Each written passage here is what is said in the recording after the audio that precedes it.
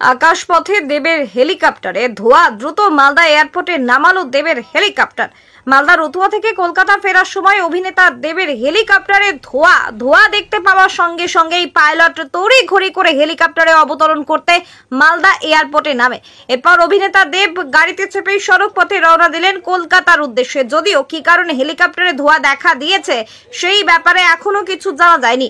এই বিষয়ে হেলিকপ্টারের পাইলটও খোলসা কিছু করতে পারেননি। তবে পাইলটের দাবি, হেলিকপ্টারে কোনো সমস্যা নেই, হেলিকপ্টার যাওয়ার জন্য প্রস্তুত রয়েছে। কেউ যেতে না চাইলে সেটা তার চয়েস।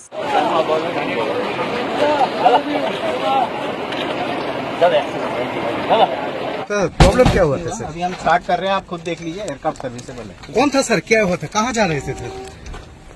अरे कहीं नहीं जा रहे थे, आप पूरी मत बना हुआ। प्रॉब्लम क्या हुआ था सर? प्रॉब्लम क्या था सर? कोई प्रॉब्लम नहीं सर, ये देखा उतर गया, फिर बाई रोड गया सर। वो उनका चॉइस है, वो जैसे जाना चाहते हैं, उसमें हमारा कुछ नहीं है। हमारी तरफ से एयरक्राफ्ट रेडी है। अभी ठीक है? हाँ ठीक है, हम लोग स्टार्ट करें। ঠিক ঠিক ঠিক আছে। अरे जस्ट कॉल कैप्टन महेश।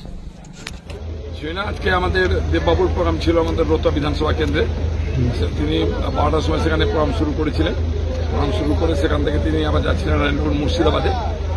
যাওয়ার পথে ধোঁয়া দেখা দেয় চপারে, সেই চপারটাকে তারা নামিয়ে দেন মালদা এয়ারপোর্টে। ফোরকে ছুটে আসলাম এখানে, ছুটে এসে পাইলটে ওনাকে পাঠিয়ে দেওয়া হয়েছে। কালকে আবার মালদায় প্রোগ্রাম আছে, উনি আবার আগামীকালকে আবার মালদায় আসবেন। মানে কি আকাশপথে কি হঠাৎ লেগে আগুন লাগেনি, ধোঁয়া দেখা হয়েছিল।